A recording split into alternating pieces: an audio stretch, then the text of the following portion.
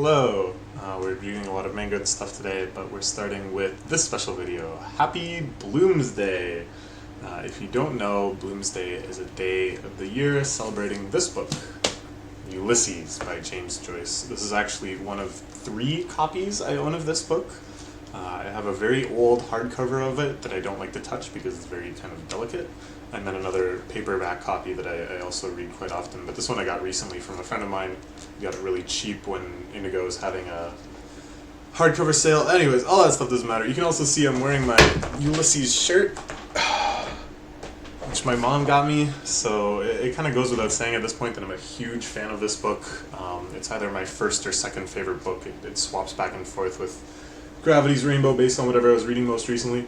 But I finished a reread of this about a month ago. It was the first time I had done a complete read through it in a few years, and it was even more satisfying, even more fun, even more enjoyable this third or fourth, I don't know, that I've read through the whole thing.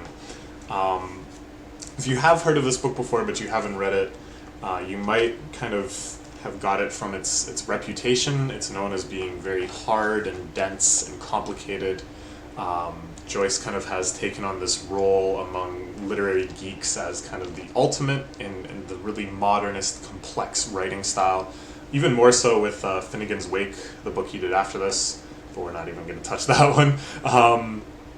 But I always really encourage people to try reading this. I think it does seem intimidating, and when you first start, you're going to feel very overwhelmed. But eventually you kind of reach a point where you feel comfortable with how much or how little you're understanding, and you start really enjoying aspects of it. At least for me, and I think that the possibility exists for any given person, so that everyone owes it to themselves to try reading this book at least. Because if you do happen to like it, if you do happen to kind of get into the rhythm of it and really enjoy it, then it will be a lifelong reward. And I sincerely mean that. This is a book that I feel I will easily be returning to quite often for my entire life, just because it is so rich and so dense, and that every single page, every single passage, every single sentence has something a little special to it that really rewards your particular attention. So, on this day, Bloomsday, which is celebrated because the entirety of this book takes place in one day-long period, and it is on June 16th in 1904. That's the day that this novel is set. So since then, even during Joyce's life, people started doing this. On that day, they would celebrate Ulysses, they would read passages from it, they would go to the locations mentioned in the book, kind of recreate the journey that the characters take. So it's become a little bit of a holiday. I think it's really fun. But again, I think the more people kind of build up a reputation around the greatness of this novel, or its significance, or its difficulty, or anything like that, we kind of shift away from this idea of this at the same time is just a book. It's just a book that you can read in English, and if you're watching this video, that means you can understand English. So you should really just, focus on the text itself, I think, to an extent. So that's what I'm going to try to do with this video.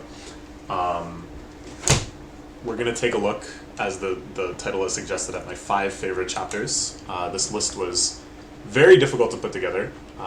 As you can see here, this is the entire text of it online. It's not in copyright protection anymore.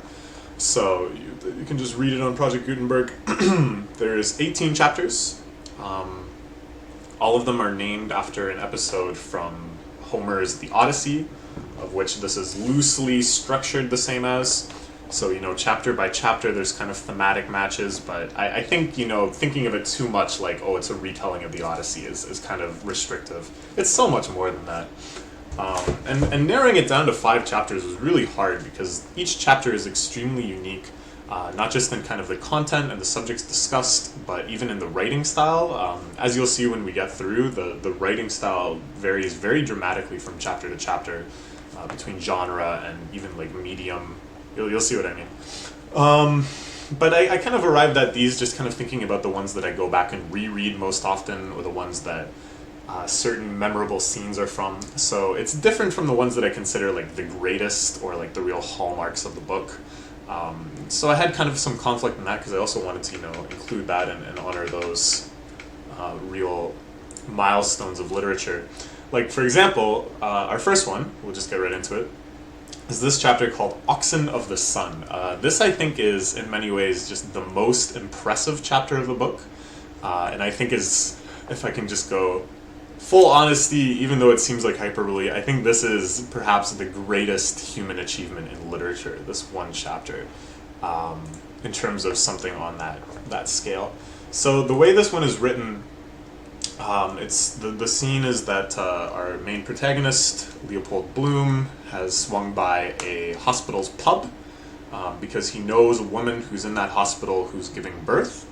So he's kind of gonna hang around there and wait for the results, and he runs into all these medical students that he's kind of familiar with. He recognizes one of them, Stephen Daedalus, as the son of his friend Simon Daedalus, and Stephen Daedalus is the other major protagonist of this book. He has a lot of chapters kind of focused on him too.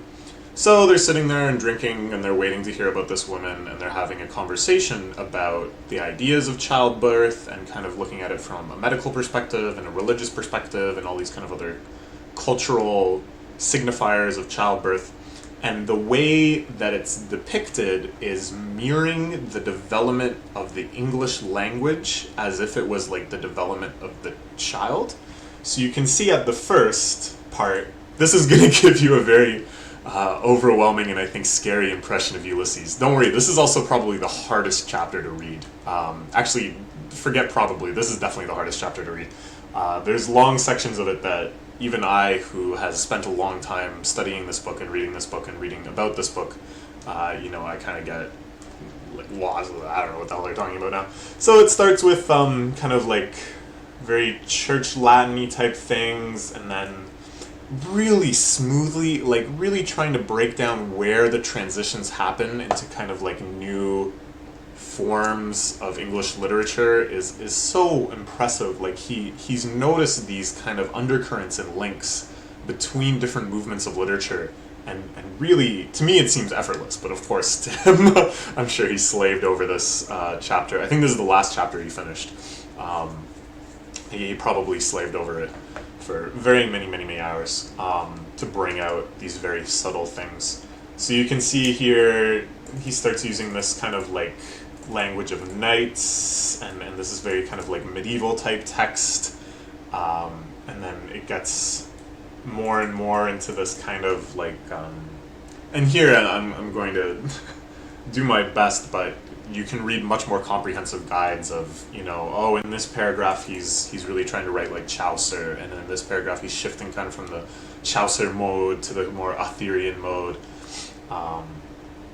and it goes on and on like this, and they're talking, and the conversations they're having, of course, are also extremely interesting, although albeit with the shifting era of dialogue, sometimes very hard to follow. It's just overwhelming, and you see now it's kind of getting into the Victorian era, like very precise, flowery, almost overly articulate language, and it's sort of like a loving pastiche, I think, at times, that sometimes it gets so into itself that it feels like almost inherently parodious and kind of self-aware, like, even this sentence is actually really sad. I just kind of picked it out maybe as an example, but it's too it's too touching on too many things. And then here we got like kind of this really earnest penis in the land. The theme they're engaged in is the loftiest and most vital. So it goes on and on like this. And then by the end, it gets into really like modern slang. Well, modern at the time of the turn of the 19th century, so still probably incomprehensible to us. But I love this last sentence, where he's they're really getting pretty drunk at this point, and it leads pretty into this next really crazy chapter that we're going to talk about later. But they're talking about Jesus, and I love this. Come on, you doggone bull-necked, beetle-browed, hog-jowled, peanut-brained, weasel-eyed, four flushes, false alarms and excess baggage. Come on, you triple extract of infamy. Alexander J. Christ Dowie, that's my name. That's yanked to glory from most half this planet from Frisco Beast of Halverstock.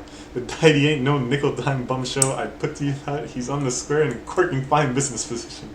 He's the grandest thing yet, and don't you forget it. And just this sort of... He just nails it, you know? Like, the enthusiasm that builds. So I think what I've heard is that the point where the child is born, when the nurse comes down to tell them the news, and then it switches into this like real slang, like that's supposed to signify like the afterbirth. But at any rate, it builds to this like fever pitch of energy that I find just completely hypnotic and enthralling, even if sometimes the straight up meaning sails right over my head, which is again something you just have to become comfortable with when you're reading this book, that it's not about understanding the actual meaning of each and every sentence, but understanding the intent of it within kind of the greater emotional mode of each chapter and stuff, and really kind of letting yourself get caught up in it, kind of just the feeling of it. So that's the first one we'll talk about, Oxen of the Sun. The second one is Calypso. This is number 4 on my list, and also the 4th chapter, coincidentally. This is the first chapter that's written from Leopold Bloom's perspective. The first 3 are in Stephen Daedalus's kind of stream of consciousness. This book is very famous for inventing, as a literary technique, the stream of consciousness, which a lot of people misunderstand and think it's like Joyce's stream of consciousness, because people also use this phrase to refer to what's often called like automatic writing and stuff too, where you just start typing and you don't give yourself a chance to think about what you're typing, and you just try to get out all of your thoughts. Ulysses is not like that. Ulysses is a very calculated, precise, extremely high effort recreation of someone else's thought process as they go throughout their day. And I think Calypso, more than anything, really captures that feeling. Because the Daedalus chapters that precede this, his mind is like very analytical, and it's full of like self-reference, and the fact that he was the protagonist in Joyce's previous book, A Portrait of the Artist as a Young Man, also features Stephen Daedalus as its main character. So he like references events of this book a lot too in kind of his internal dialogue. So it's sort of different from what happens in Calypso, where Bloom is just kind of going about his morning. He's making breakfast, he's interacting with the cat, he goes and he takes a poop, he walks down to the butcher and buys some stuff, and the whole time it's kind of an alternating thing of descriptions of what's happening, and then a little kind of description of his character that then bleeds into, you see that both of these are actually just bleeding into what he's thinking and sort of his internal rhetoric and stuff. And it's a blast. It's like fun. It's really, the simple joys of having just kind of a happy morning where everything is kind of going right, and you're making yourself a little meal, and you have like plans for the day that you're looking forward to. You really kind of get caught up when he goes and he goes up and sees his wife, he brings her some breakfast, and they chat about a book. The metempsychosis? What does that mean? Metempsychosis? It's really fun. I think, the Stephen Daedalus chapters, I think, turn off a lot of people from the book, just because they are more intense. Especially the third one gets very abstract, and it's hard to tell what's actually happening and what he's just thinking about and remembering. But this one is much more straightforward, and there's some really funny moments, and just this first sentence, this is a famous sentence, Mr. Leopold Bloom ate with relish the inner organs of beasts and fowls, like thick giblet soup, nutty gizzards, a stuffed roast heart, liver slices fried with crust crumbs, fried hen cods roes. Most of all, he liked grilled mutton kidneys, which gave to his palate a fine tang, faintly scented urine. Isn't that just, it's like a song, but it's talking about this kind of mundane, what he likes to eat, and then most of the dishes, at least to me, kind of seem disgusting, and yet at the same time appealing, just because of the beauty and melody of the language. you really start to feel like you are becoming Bloom, that the things that are appealing to him become appealing to you, and the things that he's worried about, you kind of inherent that anxiety, and it's just fantastic. And of course, so much of the book is in this mode of the really deep into the stream of consciousness. And again, as I say, I think this is just a great kind of set forth example. But because so much of the later book is the emotional mode is more disturbed, and there's things to worry about, at the funeral scene, of course, it's very sad. And at the later kind of more insane chapters, there's this really kind of nervous energy and stuff. But here, Bloom is relaxed, and you feel comfortable kind of in his skin, and I love that. So that's Calypso. So, if you're thinking about reading this book, and then you try at the start, and you're a little put off for whatever reason, maybe try again and start at Calypso. This isn't really a book where you're going to get too lost if you don't know the plot of it. I do really recommend just kind of exploring around it until you find something that really clicks with you. And then of course, once you've kind of found something that you really like, it's a lot easier to go back to the more difficult sections and kind of feel more motivated and optimistic. So I think Calypso is actually a pretty good starting place. Next is Cirque. This chapter is insane. As you can see already, this is written in the style of a play. So we have stage directions, and then we have dialogue that's written with these all caps character names. This takes place directly after Oxen of the Sun, which was the first chapter we talked about, where they're getting very, very drunk at a pub, and then at the end start taking some cough mixture and some absinthe and basically every other type of drug you could get your hands on back at the turn of the 19th century. I think they're smoking weed at some point too. At least in Cirque they definitely are. I don't know if they did in Oxen of the Sun. So things start getting a little wild. And the plot of this part is that Stephen and his friend Lynch head to the whorehouse. They want to have sex.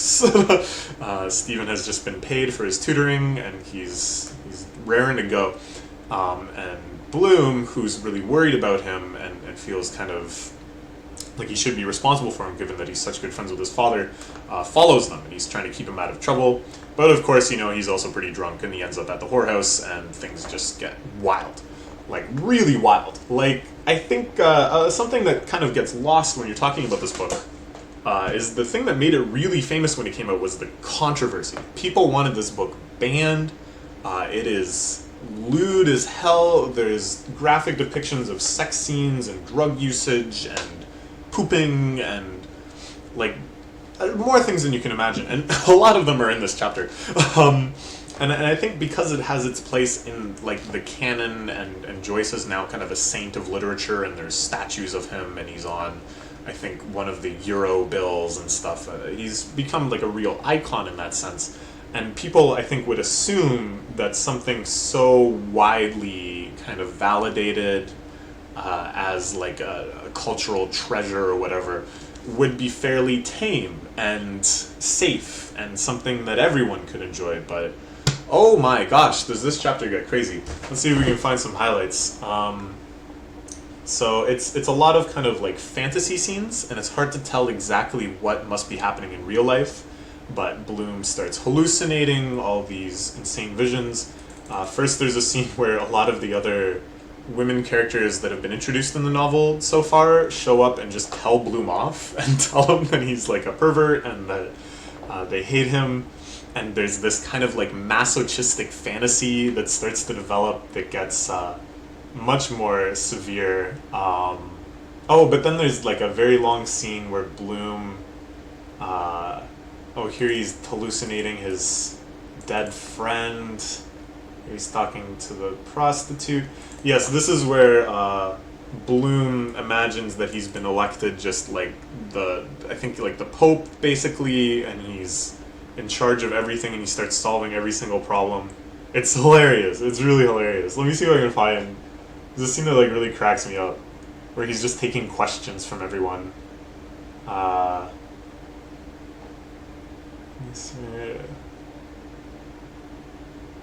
Bladder trouble, yeah, so they're all coming up and asking questions and stuff. And he's giving all these like beautiful, quick, witty replies, and you can tell this is kind of like a thought process he's had before, or like what I would do if I was in charge, how would I solve all these problems. Where's the one? And someone comes up and asks him this really difficult math question, and he goes like, "Good to see you."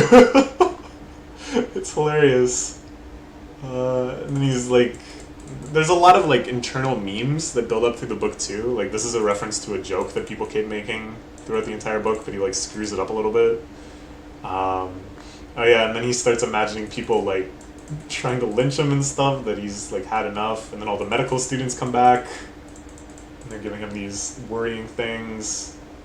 So then he catches up. And then I love this too, that there's kind of a consistent thing all through Cirque where they'll introduce what seems like a conceptual thing in the stage directions. Along an invisible tightrope taunt from zenith to nadir, the end of the world, a two-headed octopus in Kyle's kilts, Busby and Titan Philibeggs whirls through the murk, head over heels in the form of 3 legs of man. The 3 legs of man are the flag of the Isle of Man.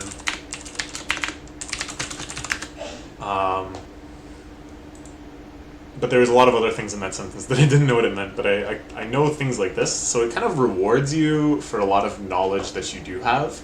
And then if you do kind of pick out something that you're like, I wonder what that means, like that's going to bug me if I don't know what that means, and then you look it up, you gain knowledge too. It's really kind of exciting, and you gain knowledge that's immediately satisfying because it actually answered some question. Oops, I went to the wrong. So they introduced this crazy character of the end of the world, which is those 3 legs caterpilling around with a 2-headed octopus in kilts, and then it speaks as if it's just like a normal character. And they keep doing this, you know, like the gramophone speaks, the gas jet makes sound effects from the light. And then where things get really nuts though is Bello, or at first Bella and then later Bello, who's the matron of the whorehouse they're in, shows up. And there's this insane gender-bending fantasy where Bloom imagines that he's a woman and he's being dominated by Bella, who's become Bello, this big burly man, and it's incredibly fetishy and graphic and intense, and you can tell that Joyce, and you can tell not just from this, but then from Joyce's infamous love letters, which are also just really worth a read, that these are like his own fetishes. These are the things that he legitimately sees as part of himself as these kind of dark, dirty secrets. And then by giving them to Bloom, just wholesale, that, oh, Bloom also has these fetishes, Bloom also has these secrets, they feel so real and so authentic and so compelling. And it's the, like, I don't know, maybe courage is the wrong word, but there's something amazing in Joyce's ability, because he was someone that really took his craft seriously and really kind of thought of himself as a brilliant writer. He wasn't, you know, a very modest person, more of a Kanye West type, if you will. And for him to do all that, but then still put such a vulnerable, embarrassing part of himself so apparently and so obviously in the book, I think is just amazing. And it speaks to the insane potential that this entire book has. And here you can see all the waterfalls are talking. The halcyon days themselves talk. Mackerel, live us again, hooray! Oh, it's fantastic. And it gets really dramatic at the end, too. So they have all the whorehouse adventures, and then Stephen Daedalus, hallucinating his mother, who's died recently, knocks over the lamp, and it's real controversial, and he runs off. And then in the street, he runs into these English soldiers. And this represents like the real breaking point of this entire England-Ireland tension that's been running out through the whole novel.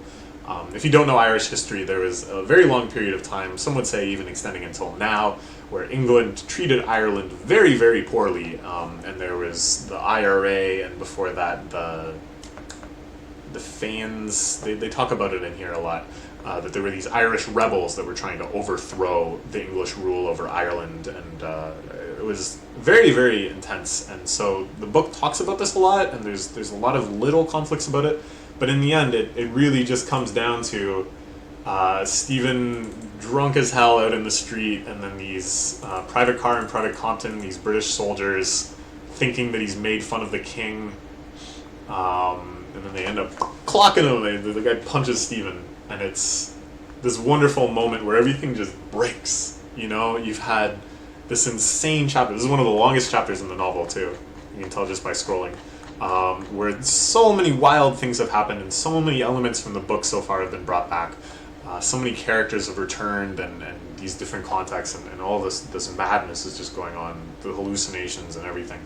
And all of it just breaks, and then the next chapter is like incredibly like sobering and real, and you can tell too it breaks from the second book, like the second part of the novel, to the third part, which is almost more of like an epilogue, almost like it's very in like an ending mode, whereas this is like, I think it could be said like the real climax of the whole book is at the end of Cirque. It's just phenomenal. I'd love to see this performed as a play. Of course it would be a little unfeasible given some of the crowds and stuff they have to have, and you see these are all like characters from the book that start showing up again. It's amazing. It's amazing. Okay, we gotta move on though. The next one comes from earlier in the book. This is a chapter that, you know, the other ones we've talked about so far are fairly famous. You know, Oxen of the Sun, I think, is widely regarded as this just achievement, just the greatest achievement of the novel. And then Calypso, by virtue of being the first Bloom chapter, receives a lot of attention. And then Cirque, as you can tell, is just insane, so everyone loves it. But this one is something that I feel I have more of like a particular affection for, and it's not one that necessarily gets a lot of attention. So here we shift back from Bloom's perspective more into Stephen's perspective, and he's meeting with these kind of scholars. There's a librarian, there's a professor, and then some kind of just learned men, and he's familiar with all of them. They're familiar with him, but he's kind of been given this opportunity that his friend Buck Mulligan, who's another recurring character, has hyped up Stephen's theory of Hamlet. He's got this crazy theory about what Hamlet really means, and Buck Mulligan somewhat jokingly has told everybody, oh, you need to hear it. So here he goes. Stephen is finally ready. He's going to try to explain what he thinks about Hamlet. When I started reading this book, the first time I read it, I think it was in grade 11, maybe, and I was being very kind of try-hard about literature. You know, I wanted to read all the greats. I wanted to just tackle the canon, and you know, I had been having a great time so far, and I had been reading a lot of Shakespeare and stuff. And then it was when I got to this chapter, I really felt like super intelligent. This sounds, I don't know how to put this, but it's like a very literary chapter that on one level is kind of like this literary like circle jerk, for lack of a better word. That they're all in this pub and they're debating the real meaning of Hamlet, and then Buck Mulligan is there also kind of just making fun of them, and they don't really buy Stephen's theory or whatever. Like, they don't really agree with him by the end of it, spoiler alert. But it's something that feels so rewarding to the intelligence, and it felt like all of my efforts to become this big scholarly literary man. You know, I had a real complex about these things in high school, I think, as people often do. You really want to prove yourself in some ways.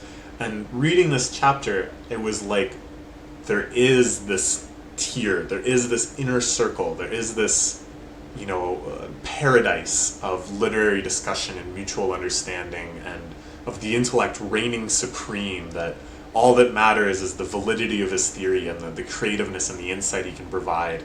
And of course, it's at the same time critiquing the idea of that existing. Like, Joyce is kind of, you know, again, making fun of it as this sort of circle jerk. But I don't know, like, you still want to believe. You still want to indulge in that, and to have these conversations, and then so that's kind of the framing of it. That's the reason I feel so attached to it, and I like it so much. but then the content of itself I just find so fascinating. The theory he presents about Hamlet I find really enthralling, especially because Hamlet is my favorite Shakespeare play. Hamlet or King Lear, and he actually does talk about King Lear a bit too. Those are my top two. And it gets into Stephen's head when he really starts like trying to articulate this. He gets to the state where, oh, like this, you can see this is like his internal dialogue. It's full of these like puns and little observations, and he's like forecasting his own argument. He's trying to think 2 or 3 points ahead, and it feels very vivid and real. And it reminds me of moments where I feel like I'm at my smartest and at my best is when I can really think like this and articulate like this, and that all of my memories and all of my arguments are just so in tune and so, and it's just enthralling, and like the content is interesting, and this format is interesting, and oh man, piece of paper, bullet, like all these little references to the very beginning of the book when we're first in his perspective, and then we've been with Leopold for a little while, and then to return to Stephen and to see references back to it, it feels like nostalgic. Just for 4 or 5 chapters earlier, you feel nostalgic again. They list and then so it goes on like this. They're having this conversation. It's very intense, and yet at some moments Stephen has this moment of indulgence where he thinks about certain memories and stuff. It's just these are sounds. This guy's pumped. After his second best, after his best of bed, second best left of bed. It's amazing. It really, I think, more than anything, has captured the real frantic internal energy of creative thought, and it's pointed at such a fascinating subject with such a fascinating character. And then it ends so hilariously. Buck Mulligan shows up, he starts really messing with them, and then he's made this play that again is just making fun of how they're just kind of, like, I could only think of the word circle jerk, which I don't think existed in Joyce's time, but so he comes up with this play that's just about masturbation, and he like recites it for him. It's very funny. Okay, let's move on to the last chapter. The last one we'll talk about. My favorite chapter of the book. And while I was preparing for this video and I was looking up what chapter numbers they were so I could find them, you would think I would have this memorized. I was pretty close. I knew 4, 14, 15, and 17, but I couldn't remember where in here. This chapter is called Scylla and Charbarus, but I can never pronounce that very well, so I hesitated saying it subconsciously. I couldn't remember what that was. S&C. What was I going to say? Oh, yeah, so this last chapter, which is called Ithaca. When I looked it up, apparently, according to Wikipedia, which I didn't investigate further than that, this is also Joyce's favorite chapter, which made me feel very happy. That we both... I love Joyce so much. Joyce is hands down my favorite author. So the way this chapter works, this is a couple chapters after Cirque. The chapter in between, I can't think of the name right now. They're drunk and they're trying to sober up, and they go to this cab's shelter and they have some coffee and stuff, and it's mostly about the sailor they run into and him talking about the places they've been, and mostly they're just like so drunk. And now though they feel much more sober and they're starting to head home, and the whole chapter has this feeling of exhalation, of just that peace where at the end of a very long, eventful, busy day, again, this whole thing, all within one day, they're finally heading home. Stephen doesn't really have a place to go, so Bloom has invited him back to their place. And the way it's presented is as these question and answers. Again, according to Wikipedia, there's 308 questions. You can see it starts with, what parallel courses did Stephen and Bloom follow returning? And then he breaks down very precisely and completely and also accurately, the accuracy of the Dublin depicted in this book is very famous. Joyce famously said, if Dublin burns down, you can recreate it from Ulysses, which again kind of shows his Kanye-esque arrogance. And it has this real kind of scientific preciseness to it. You know, common factors of similarity between the respective like and unlike reactions to experience. Both were sensitive to artistic impressions, and then this listing, without real commentary or whatever. You know, where were the points and verbs that divergent? And it feels strange because in this like very kind of intimate, shared, tired, really comfortable moment between them, it seems like, you know, way too precise and way too detached and formal for it. But if you kind of imagine it in your head more as kind of a relaxed conversation where all you're doing is just asking someone about something. Oh yeah, and then what did you do? Oh, okay, and then what? It has this, I don't know, it's really beautiful, and I can't even describe why, but it feels sort of like you take on the role of the questioner, and the book is taking on the role of the answerer, and that you and the book are now in this very intimate, comfortable dialogue. And it's just, and because there's also this detachment where you're not in either Bloom or Stephen's head there's not many chapters like that. Like Cirque and Oxen of the Sun are also sort of like that, but because of it, you can like, let me see if I can find, like this part I think is so beautiful. What in water did Bloom, water lover, drawer of water, water carrier, returning to the range and mire.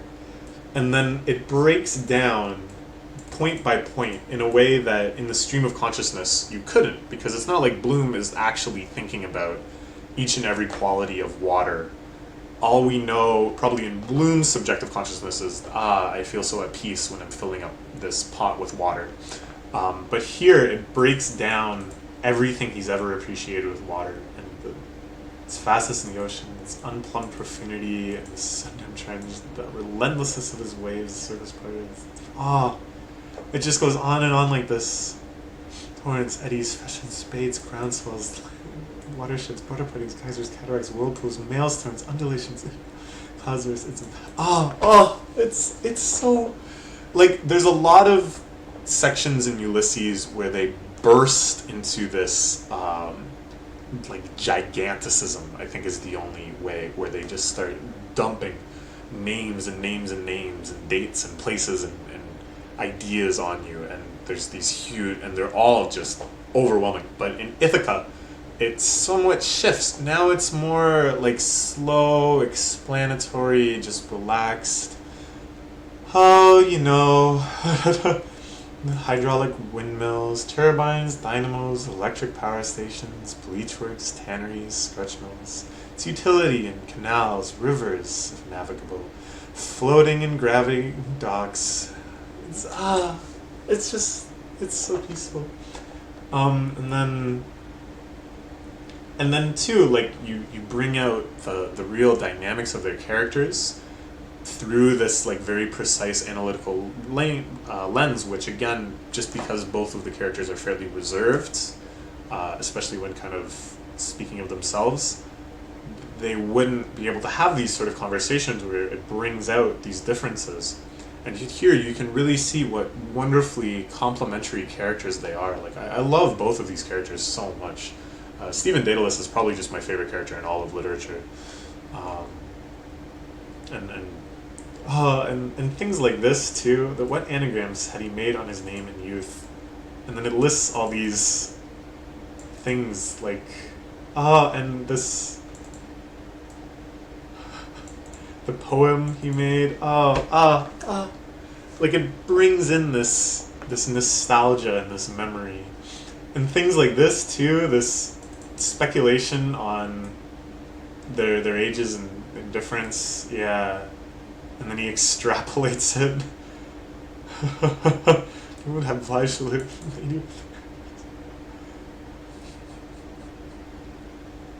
Uh, it goes on and on like this. Eventually, Stevens leaves, and there's so many just beautiful passages. And then Bloom kind of goes around his house, and it describes all the things that he sees, like all their furniture and all the mementos. And again, it's yeah, like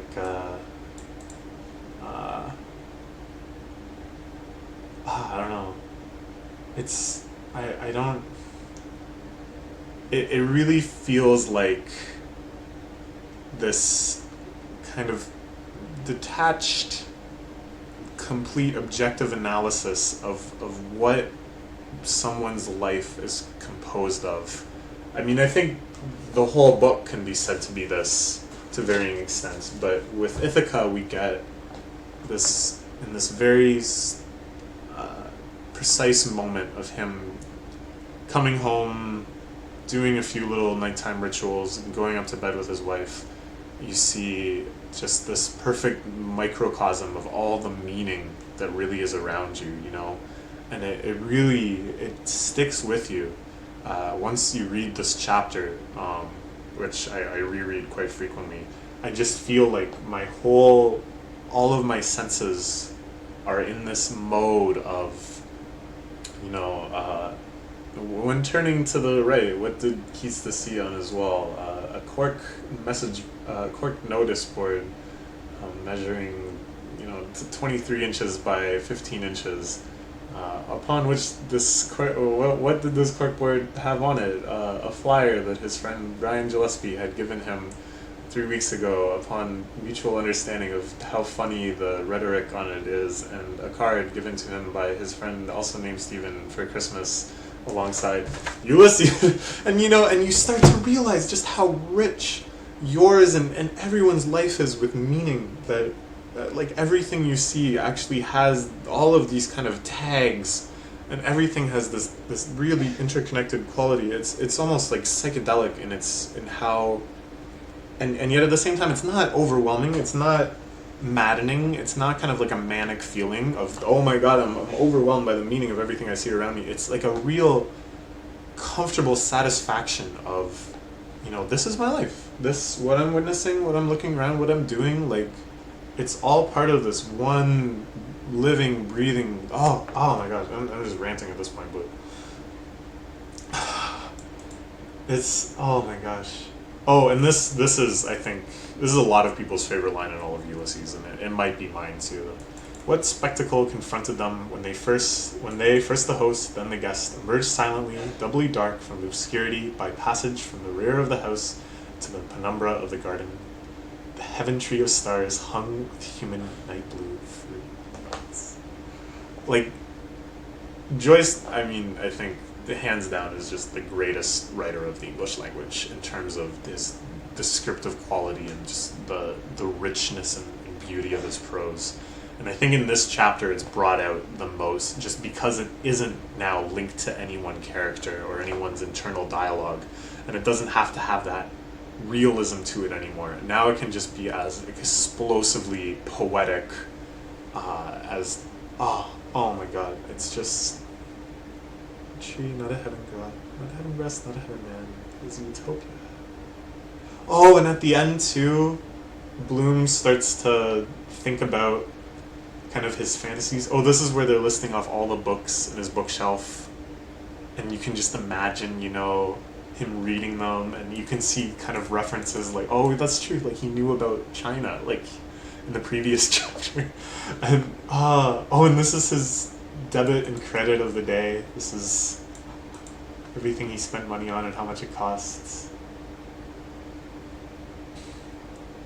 And it really feels like the sort of thought processes people, you know, that everyone must have privately when they go to bed, like these kind of idle fantasies and thinking, going over the day's events,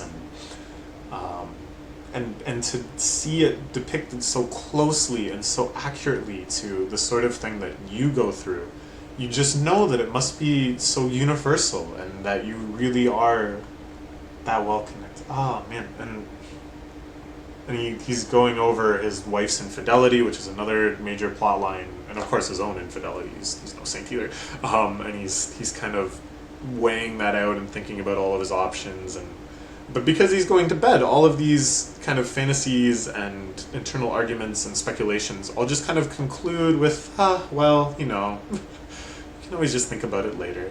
And it's just such a peace to it. It's such a peaceful, beautiful chapter.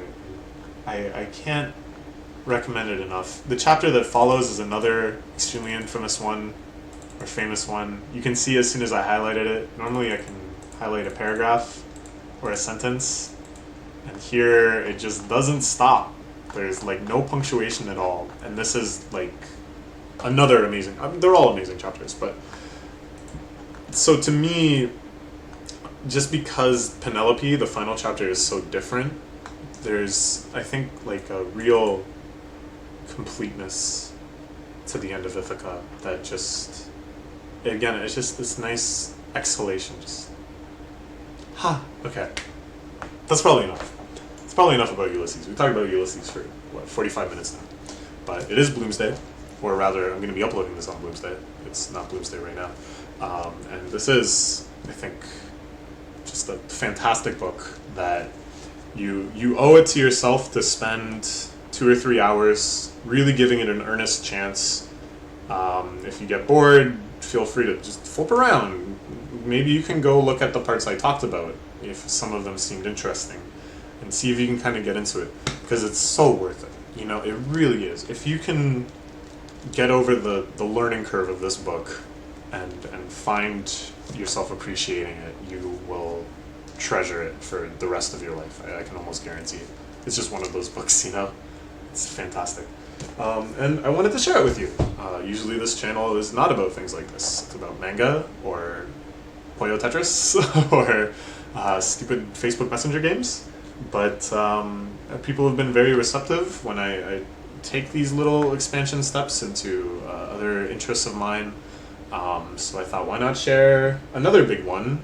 I think sometimes probably the most important one to me, which is literature. I just love books. I love reading and writing, and if I can do anything to share that love with anyone else and convince them to give this stuff a try, then I'll feel very, very happy. So thank you for watching.